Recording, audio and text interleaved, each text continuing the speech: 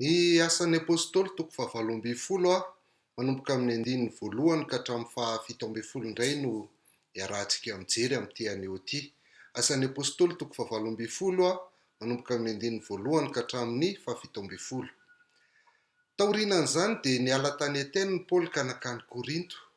Nahita jiosy iray antsoina hoe Aquila avy any Ponto, vao tonga avy any Italia niaraka tamin'ny Priscilla vadiny izy. Claudio mantsy dia efa nandidiny jiosy rehetra hiala tany Roma, dia nakao amin'izy mivady Paoly.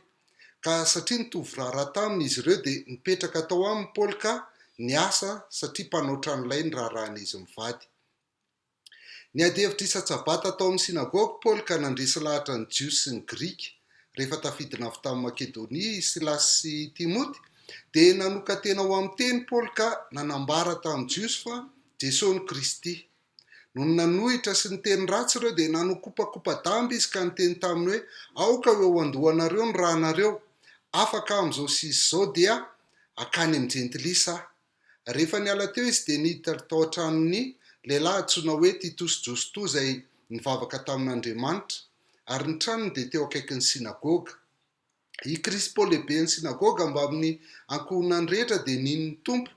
Maro koa ny Korintianina ranandre no nino ka natao batisa. Ary niteny tamin'ny Paoly tamin'ny fahitana ny tompo noho ny alina hoe aza matahotra fa mitenena ihany ka aza mangino fa momba anao, fa izaho momba anao ary tsy hisy olona hiazona anao anisy ratsy anao, fa manana olona maro amin'ity tanàna ity aho. Heritaona sy enim-bolana teo izy no naharitra heritaona sy enim-bolana teo izy ary nampianatra ny tenin'Andriamanitra teo aminy.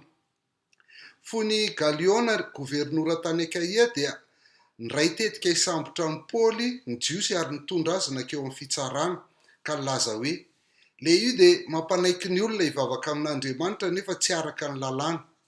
Ary raha iny andray fitenenana iny Paoly dia hoy Galiona tamin'ny jiosy: ry jiosy, raha misy elo ka na zavatra ratsy natao dia niaritra ny ain'ny teninareo aho, fa raha adihevitra momba ny teny sy ny anaran'olona ary ny lalàna anareo kosa dia ataovinareo ihany fa za tsy te hitsara zany raharaha zany. Ary nandroaka azy hiala teo anoloan'ny fitsarana izy dia nisambotra ny Sostena lehibe ny sinagoga izy rehetra ka nikapoka azy teo anoloan'ny fitsarana, nefa tsy nahoany Galiona zany zavatra zany. Amin'ny fiainana moa zany dia miaka midina tena tsy hita hoe hianteherana tsisy izany hoe dia milamina be foana ny fiainanao na kristiana ianao na tsy kristiana, fa maly fety rapitso mety hiboka tanteraka, tsy afaka anao nininina indray dia verina ny fahasahiranana rehetra. Maly faly rapitso mety hitomany, takizay foana ny fiainana. Ary indraindray eo amin'ny fiainantsika dia misy zavatra tena manahirana be mihitsy izay tahaka ny heverintsika hoe fa aiza le Andriamanitra toa tsy mijery intsony, toa tsy miraharaha intsony, toa tsy manao zavatra intsony, fa dia fahoriana miampy fahoriana foana ity fiainako ity. Dia ao anatin'izany no andraisantsika fampaherezana avy amin'ity tenin'Andriamanitra amin'ny asan'ny apôstôly toko fahavalo ambin'ny folo ity, satria izany indrindra ihany koa ny zavatra liainan'ny Paoly tamin'ny fiainana. Toa izay mandeha rehetra dia maneno saoana avokoa izy ny fitenenana tsisy mety nefany mba araka ny sitrapon'Andriamanitra ihany ny zavatra atao. Dia ao anatin'izany nefa Andriamanitra dia tsy mitsahatra ny mampahery antsika, fa isika matetika no tsy mahita izay fampaherezan'Andriamanitra izay. Raha jerentsika amin'ny tontolo manodidina azy ty asan'ny apôstôly toko fahavalo ambin'ny folo ity dia izy ity dia tao anatin'ny 10 misioneran'ny Paoly faharoa. Rehefa nandeha izany tonga tany Pisidia, tao Antiokia amin'ny Pisidia, dia hitantsika amin'ny sarin-tany eto fa saika andeha ho any Azia izy, kanefa dia nirarany ny fanamasina tsy hoany. Dia avy eo indray izy saika hiakatra ho any Galatia, ho any Bitinia, dia mbola nirarany fanahy ny tompo indray tsy hoany. Dia faran'izy dia nakany amin'iny faritry misy iny. Rehefa tonga teo Troasy izy i Paoly dia i Timoty dia Silasy no niaraka tamin'izay, dia nahita fahitana tamin'ny alina Paoly, nahita Makedoniana anankiray niantso azy hoe makanesa ty aminay vonjeo zahay. Dia resy lahatra izy zany fa tsy natao andeha ho any Azia, tsy natao andeha ho any Bitiny fa ho any Makedonia. Dia nandeha nakany Makedonia izy. Ny Azia, Bitiny, Makedonia moa de faritra reo, fa ny tanàna tao a Makedonia izay nylalovany de Filipo aloha voalohany indrindra. Ka rehefa tonga tao Filipi izy de nitory fa nisy vehivavy anankiray izay nanana fanahy ratsy, fanahy ampitona moa zany nilazana azy izay niteny amin'ny Paoly antsoantso foana hoe io mpanompon'Andriamanitra avo indrindra sy ny ohatrany, de farany Paoly tesitra de nandroaka an'le fanahy tao anatin'le vehivavy, kanefa le vehivavy io zany nataon'le tompony ho fakana vola satria mamatatra ny hoavy. De rehefa very finanana tamin'izay le tompony dia nampidirina poja i Timoty sy Paoly sy Silasy, de aitsika nitoyany fa nihira fiderana tao pondra izy de tafavoaka tao. De tsy tafajanona ela tao Filipo zany Paoly fa voatery nandeha nitsoaka nakany Tesalonika. Rehefa tonga tany Tesalonika indray izy nitory tao amin'ny sinagoga, dia ny alina ny jiosy no ny olona izay nandray ny famonjena dia nitorabato azy, saika hamono azy mihitsy ary de nasaina nitsoaka tamin'ny alina izy ry zareo nakany Bery. De nafinaritra moa ny tao Bery satria ny toe-panahin'ny olona tao de tsara noho ny Tesalonika ozy voalaza, satria nazoto ny ain'ny teny Paoly reo kanefa nandinika ny soratra masina isan'andro ihany koa izy anamarinany zay zavatra nampianarin'ny Paoly. Saingy tsy afa-nijanona ela tao i Paoly satria rehefa reniny Tesalonika hoe nitory tao Bery Paoly dia nandeha ridina tany indray nampikitrana sy nampitabataba ny olona tao Bery indray ry zareo avy any Tesalonika, dia voatery tsy maintsy nitsoaka ny anatsimo indray zany avato Bery, de tsy maintsy ny anatsimo nidina nakany Atène indray Paoly. Ary teo ara dia izy rery ny voatery nidina nakany, fa Timoty sy Silasy de mbola nijanona tao Bery ihany. De fatatsika fa rehefa tonga tany Atène Paoly nahita an'ireo altara marobe anasampy de misy an'ilay ho an'Andriamanitra tsy fantatra, de nitory filazantsara tao izy. Fa rehefa nitory tao ihany koa izy dia nanambara ny fitsanganana maty de nomezan'ny olona tao Atène zany ary de ny sasany moa de niteny hoe mbola ianao ihany zahay fa vitsivitsy ihany nandray famonjena.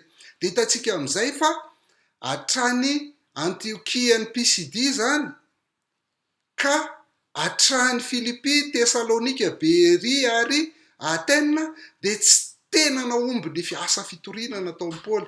Ary ao Atène ary izy raha niandry ny Silasy sy Timoty de tavela tao tsy tonga Silasy Timoty fa voatery nitsoaka nakany Korinto mihitsy Paoly. De eto amin'ny asan'ny apôstôly toko 17 eto zany dia ao Korinto Paoly, voatonga atao Korinto Paoly amin'io atao asan'ny apôstôly toko 17 eo. Irery izy tsisy namana izy ny fitoriana rehetra nataony tamin'ny Makedonia rehetra avaratra iny tsisy naomby sy ny rehetrarehetra, de azotsika amin'izany atsaina amin'izany. Nefa dia nisy Makedoniana mihitsy ny nitso azy hoe makanesa ty aminay vonjeo zahay. De azotsika amin'izany ny fahakiviana ao anatrehan'ny Paoly, ny olana natrehan'ny Paoly sy ny zavatra mafy lalovan'ny Paoly rehetrarehetra hoe manao ny sitrapon'Andriamanitra ianao nefa tsisy mety zay atao, tsisy mety. Dia mety mandalo tahaka izany ihany koa ianao. Fa rehefa tonga eto amin'ny asan'ny apôstôly toko 17 tsika de mahita hoe misy fampaherezana marobe omen'Andriamanitra any Paoly. Tsy haiko ny zavatra voarainao tamin'ny namaky teo isika, fa anome anankely farafakely ny hitako fampaherezana zay voarain'ny Paoly tao anatin'ity asan'ny apôstôly toko 17 ty. Ny zavatra hitantsika de Andriamanitra de mampahery antsika foana. Fa voalohany indrindra de nampahery an'i Paoly tamin'ny alalan'ny fanomezana namana mahatoky Andriamanitra. Nampahery an'i Paoly tamin'ny alalan'ny fanomezana namana mahatoky Andriamanitra. Hitantsika zay amin'ny 2 hoe nahita jiosy ray nantsoina hoe Aquila avy any Ponto, vao tonga avy tany Italia niaraka tamin'ny Priscilla vadiny izy. Claudio mantsy efa nandidiny jiosy rehetra hiala tany Roma dia nakao amin'izy mivady Paoly ka satria nitovy raharaha taminy izy ireo dia nipetraka tao aminy Paoly ka niasa satria mpanao tranolay ny raharan'izy mivady. Dia rehefa sahirantsika rehefa tena mafy ny mahazo antsika dia tsy hitantsika hoe misy namana mahatoky anie afaka manampy antsika tahaka izany. Dia eto dia tsy vitany hoe nandray any Paoly sady jiosy tahaka azy nandray azy tao an-trano i Aquila sy Priscilla fa mitovy raharaha mitovy asa taminy samy mpanao tranolay dia niaraka nanao tranolay taminy teo Paoly dia na dia tsy teo ara i Timoty sy Silasy dia nanana namana izy, namana mpino, namana tia mampiatrany vahiny, namana mitovy raharaha aminy dia nampahery izany zavatra niainany Paoly zany. Fa faharoa ny fampaherezana azy ny Paoly teto ihany koa dia nahazo vaovao tsara i Paoly rehefa avy eo. Hitantsika eo amin'ny 15 hoe rehefa tafidina avy any Makedonia Silasy sy Timoty dia nanoka tena ho amin'ny teny Paoly ka nanambara tamin'ny jiosy fa Jesosy Kristy. Tonga ihany zany Silasy sy Timoty rehefa avy eo ary nitondra vaovao tsara. Inona moa vaovao tsara azony azotsika tsaina tsara ho an'ny mampitory filazantsara ny Paoly fa nampalahelo azy nandao faingana ny Tesalonika satria noho ny fanenjehana izay nahazo azy dia voatery nandositra izy ka reo olona vao avy nitoriana ny filazantsara dia tsy nisy akory ny suivi izay natao tamin'izy ireo fa voatery tsy maintsy nitsoaka izy dia tao an-tsain'ny Paoly foana hoe nanahoana reo olona vao nandray ny tompo tsy mba nahazo suivi fampianarana akory fa vao toriana ny filazantsara dia nilaozana nanahoana ny momba azy ireo. Ka rehefa tafidina fany Makedonia zany Silasy sy Timoty dia nitondra vaovao any Paoly.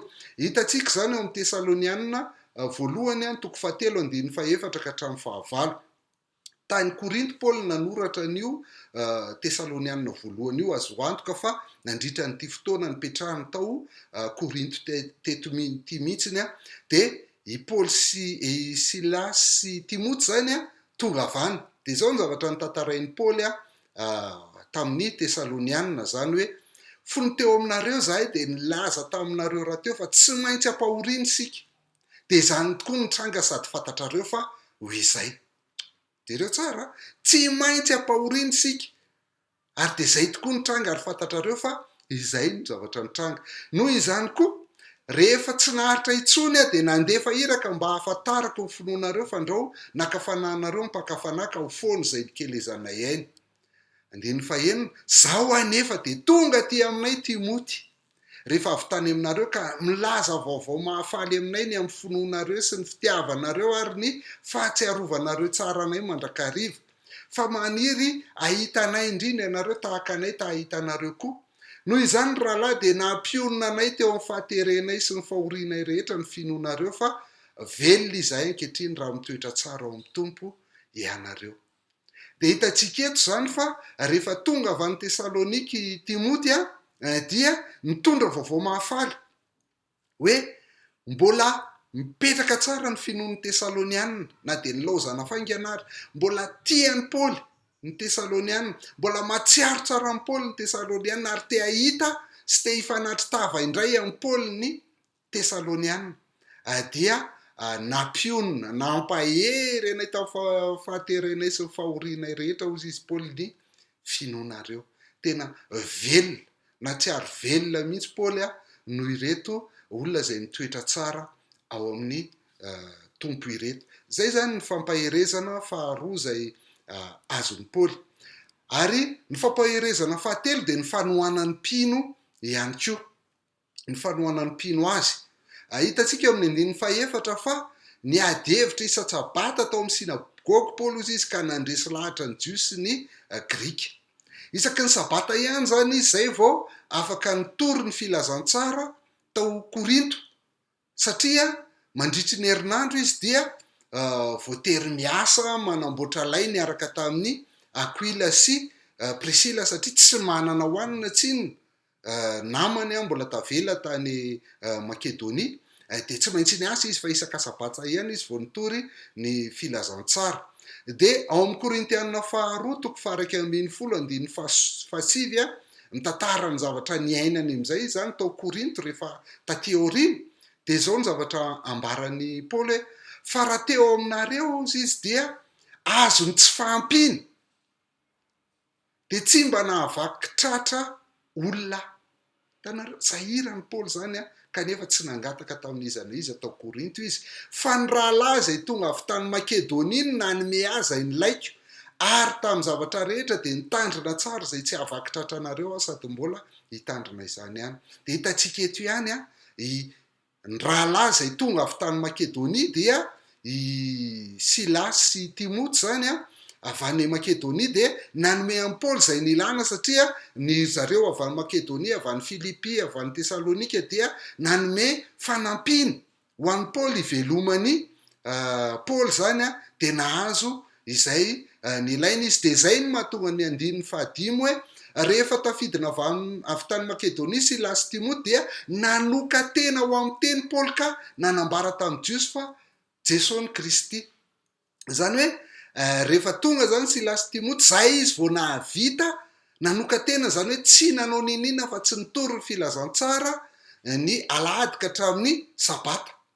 De mitory filazantsara foana amin'ny Baiboly zay famakinareo moa izy de zao nilazany azy amin'ny 5 hoe rehefa tafidina avy tany Makedonia Silas sy Timoty dia voatery ny teny Paoly, zany hoe nanereny Paoly zany le teny de nanoka tena ho amin'ny fitorinan'ny filazantsara izy de nitory filazantsara foana izy nandritry ny androm-piainany rehetra fa tsy lany andro nanao lay intsony niaraka tamin'ny Aquila sy Priscilla.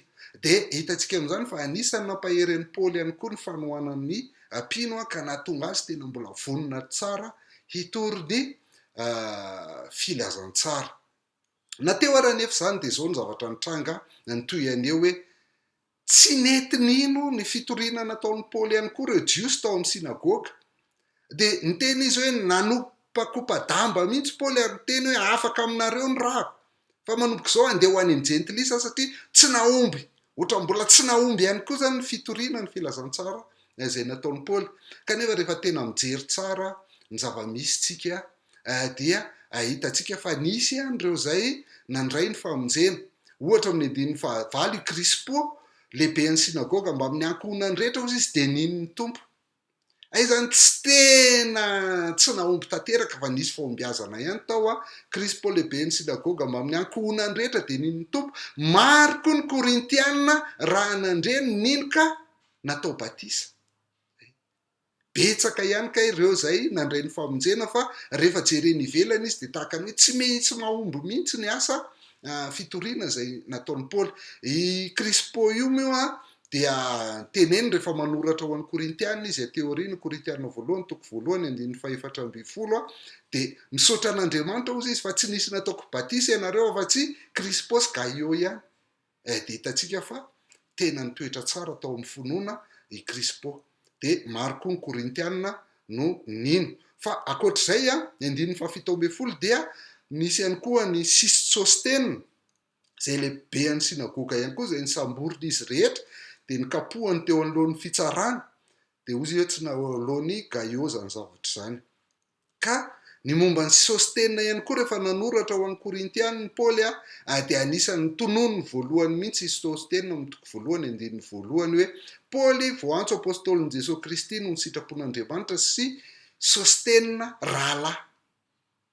Dia naharitra tamin'ny finoana mihitsy ihany koa zany i Sostena, Krispo sy ny Korintianina maro. De mampahery zany hoe mahomby ihany ny asanao, misy vokatra tsara ihany azonao na de amin'ny voalohany ary ohatrany hoe tsy manaiky ny jiosy ka voatery manakopakopa-damba hoe afaka aminareo ny rahako. Zay ny fampaherezana faha-4 azon'ny Paoly. Ny fampaherezana faha-5 azon'ny Paoly ihany koa na de ohatrany hoe tsisy mety mihitsy ary zay ataony dia ny fampanantenana, ny fampanantenan'Andriamanitra. Hitantsika eo amin'ny 7 hoe ary niteny tamin'ny Paoly tamin'ny fahitana ny tompo noho ny alina hoe aza matahotra fa mitenena ihany ka aza mangina fa izaho momba anao ary tsisy olona hiazona anao hanisy ratsy anao fa manana olona maro amin'ity tanàna ity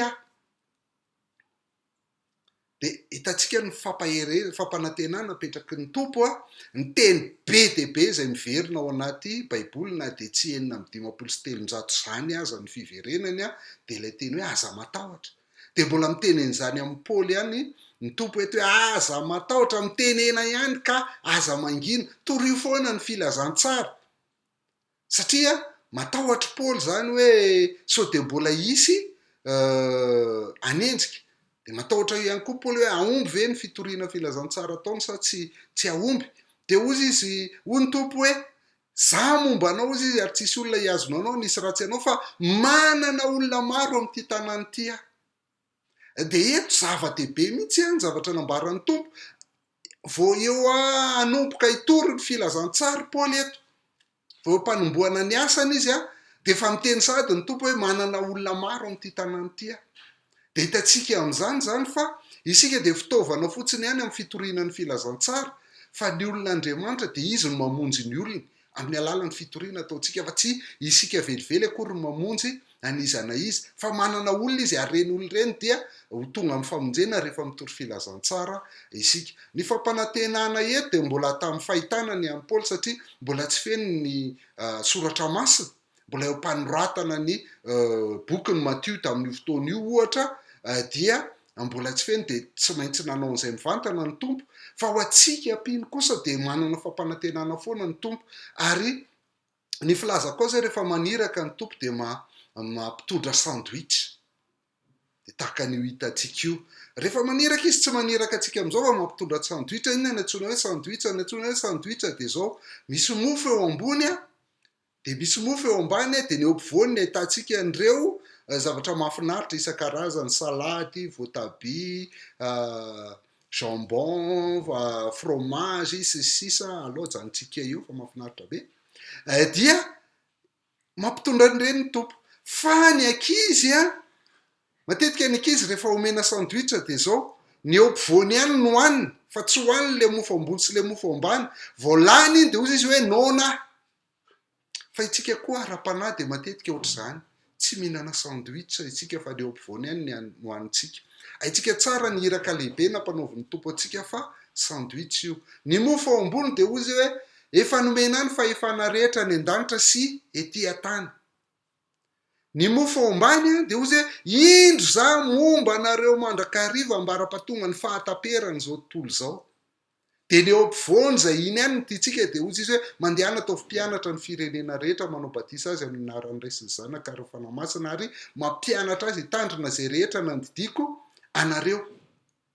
De na de aitsika tsy enjery ary zany iraka lehibe zany de tsy mety tanteratsika satria tsy mihinana sandwich tsika. Tsy fantatsika hoe lay maniraka atsika ane ka tompon'ny fahefana rehetra ny an-danitra sy ety an-tany. Ary tsy vitany hoe tompon'ny fahefana fotsiny izy fa momba atsika mandrakariva ambara-pahatonga ny fahataperany zao tontolo zao. De zany manala ny tahotra mahatonga atsika samy tory amin'ny fotoana rehetra sy amin'ny toerana rehetra zay ametrahan'ny tompo atsika rehefa mihinana sandwich isika. De zay ny fampanantenana zay voarain'ny Paoly nampahery azy fahadimy mbola natonga azy nijanona eritaona sy tapany tao Korinto. Io ny toerana nijanona ny ela indrindra voalohany tamin'ny 10 misionera rehetra zay nataony hatreto tao Korinto. Izy ihany nijanona eritaona sy tapany. Ny fampaherezana fahenina farany moa zany de ny fiarovan'Andriamanitra, satria ny teny tsara mihitsy ny tompo eto hoe tsy hisy olona hiazona anao ary hisy ratsy anao. Za momba anao, tsy hisy olona hiazona anao nisy ratsy anao. De inona tokoa ny tranga rehefa avy eo 112 naharitra eritaona sy enim-bolana teo izy ary nampianatra ny tenin'Andriamanitra teo aminy, satria tsy voatery nitsoaka tahaka ny tany Makedonia intsony izy. De 112 anefany mbola tsy manaiky ihany zao tontolo zao fa manenjika hatrany. Fony Galiona gouvernoina tany Akaia de ny ray tetika isambotra amin'ny Paoly jiosy ary nitondra azy nakeo amin'ny fitsarana. Tanareo mbola misy ihany zany le mamorona tetika. Fa jereo inge le fiarovan'ny tompo araka le teny fampanantenana efa nomeny teto hoe ilay io izy zany zareo mampanaiky ny olona hivavaka amin'Andriamanitra nefa tsy araka ny lalàna. De vao andeha hiaro teny Paoly, raha iny andray fitenenana iny Paoly de io Galiona tamin'ny jiosy ry jiosy, raha misy eloka na zavatra ratsy natao de niaritra ny ain'ny teninareo fa raha ady hevitra momba ny teny sy ny anaran'olona ary ny lalànanareo kosa de ataovinareo ihany fa za tsy te hitsara zany raha zany de nandroaka azy ny ala teo alohan'ny fitsarana izy dia nilamin'ny Paoly tamin'ny fitoriana ny filazantsara rehetra izay natao ny vokatr'izay ka nanetsika zany rehefa mijery ny tantaran'ny Paoly manomboka any amin'ny asan'ny apôstôly toko 12 de tonga eto amin'ny toko 17 etsika de mieritreritra tena gravy ny mahazo an'i Paoly fa de tsisy mahomby mihitsy tsisy mety ny ataony fa de fahoriana miampy fahoriana fa rehefa manova fomba fijery tsika de mahita fa misy ihany ny tanan'Andriamanitra zay miaro atsika mampahery atsika ao anatin'ny fahoriana rehetra fa itsika matetika ny tsy mijery an'izany zavatra zany dia tsy ahoantsika le izy voalohany Andriamanitra de miaro atsika amin'inona ozy izy tsika teo ny zavatra hitantsika voalohany teo mampahery Andriamanitra amin'ny alalan'ny fanomezana namana mahatoky any Priscilla sy Aquila rehefa ao anaty fahoriana na zavatra mafy zay lalovanao ianao de mba jereo ihany reo namana mahatoky mbola tsy miala eo akaikinao miezaka mampahery anao na tsy mahay mampahery ary izy ireny de mba jereo ihany fa fitaovana omeny tompo ampahery atsika ireny namana mahatoky ireny rehefa ao anaty fahoriana be tsika tsy misy mety ny atao de mbola mampahery atsika ihany koa Andriamanitra amin'ny alalan'iny ina le faharoa nijerentsika teo amin'ny alalan'ny fahazoana vaovao tsara tsy maintsy misy foana ao anatin'ny ray andro vaovao tsara zay hentsika fa matetika zao ny ao anatsika ireny tsisy raha raiko an'izany fa ny ary fahoriako mavesatra be fijaliako ary zao efa tsy zakako fa andao mba hitodika hijery ny hafa de miara mifaly am'izay mifaly fa mampahery zany fa matoa sehon'Andriamanitra mandalo amintsika ireny vaovao tsara ireny de natao ampahery antsika ireny ary zany mihitsy zavatra lalovan'ny Paoly teto ny fahatelo dia mampahery atsika ihany koa ny tompo amin'ny alalan'ny iny izy teo amin'ny alalan'ny Fanohanan'ny mpino amin'ny lafiny isan-karazany misy olona foana ny mitondram-bavaka anao aza manahy ianao misy olona foana mampahery anao enina tsy mahay ary izy fa mba le kapokapoka anao iny fotsiny amin'ny sandrinao iny efa Fanohanan'ny mpino zany fa misy ihany koa mba mamena de vola kely sy zavatra kely akanjo kely de mba raiso ankasitrahany ireny fampaherezana avy amin'ny tompo avokoa ireny fa tsy ny fahorianao foana no jerenao mavesatra be aminao ny aretiko ary ty tsy mety afaka sy ninona de ny mangy olona mamangy anao indray ny mahasorena anao fa ny Fanohanan'ny mpino dia mampahery dia mampahery ina koa no nampahery an'i Paoly fa efatra eto raha ny zavatra hitantsika nampahery an'i Paoly ihany koa ny fahitany reo olona zay nandray ny famonjena ny olona nitoriany ny filazantsara dia nandray ny famonjena aiza ho aiza ianao manahoana ny fahitanao ny rahalahy sy ny anabavy mitombo amin'ny fahalalana ny tompo ny olona zay nahazo ny famonjena vaovao sy ny isan-karazany mba aiza ho aiza midao mba todiany reny zavatra reny fa mampahery atsika reny ka na tsy mety ary ny zavatra nataontsika tsisy vokany ary nataontsika zao de tany aloha tany efa nisy ary mbola ataon'Andriamanitra ho tsaroantsika foana fa misy vokatra foana ny asa fikelezantsika aina ao amin'ny tompo fa tsy ho foana tsy akory izany ny fampaherezana fahadimy zay voarain'ny Paoly teto de ny fampanantenana reo teny fikasana marobe eo amin'ny tenin'Andriamanitra zay voarainao sy vakinao de nataon'Andriamanitra pahery anao reny fa aza manao hoe antony mananarany fotsiny mba mipetraka tony fa aiza ihany le izy to tsy mety tonga mihitsiny fa fampanantenana tsy maintsy tanteraka reny amin'ny fotoanany sy araka ny fomba an'Andriamanitra fa Andriamanitra tsy olona ka andaingy dia raiso ihany reny tenin'Andriamanitra reny zany ny ampirisihana anao na mafy be ary fiainanao dia aza mitsahatra mandinika tenin'Andriamanitra fa mampahery atsika hatrany amin'ny alalan'ny tenin'ny tompo ary farany moa ngeza be zay nitenenitsika foana nandritra ny toriteny fiboana ny fampaherezana zay nomenan'ny Paoly de ny fierovan'Andriamanitra fierovan'Andriamanitra mandrakariva raha tsy mbola marary ny coronavirus ianao fiarovan'Andriamanitra zany. Raha marary ianao fa mbola tsy forme grave efa fiarovan'Andriamanitra izany. Raha forme grave ianao fa tsy maty fiarovan'Andriamanitra zany. Fa na maty ihany koa ianao de mbola fiarovan'Andriamanitra zany, satria raha zanany ianao de hiaraka amin'ny mandrakizay, ho sambatra mandrakizay, satria tsy misy mahasaraka antsika amin'ny fitiavan'ny Kristina ny fahorinana, fahantrana, fiainana fahafatesana. Fa miaro antsika foana io lay mpiandry tsara io, de marina foana ny mampiandry tsara azy na misy zavatra maro mitranga amin'ny fiainanao zay mandalo fotsiny ihany ary de miaro antsika foana ny tompo. Ka ny amarana koa azy de lay teny anankiray zay tsaronao hoe aza atao any amin'ilay fahoriana foana ny banjininao, fa ingeza be, lasa ingeza be tahaka ny tsy azo atao iny io fahoriana io, fa andao hitodika any amin'ny zavatra tsara tolon'Andriamanitra, reo namana manodidina anao, ny vaovao tsara zay heninao, ny Fanohanan'ny mpino anao, reo olona zay hitanao fa nandray ny famonjena, ny tenin'Andriamanitra zay heninao, ary ny fiarovan'Andriamanitra anao, de mampahery anao reny, de andao hitodika andray ny fijerintsika. Eto izy de zao no lazainy hoe manana fijerin'Andriamanitra, fa ho kosa hoe ovay le fijery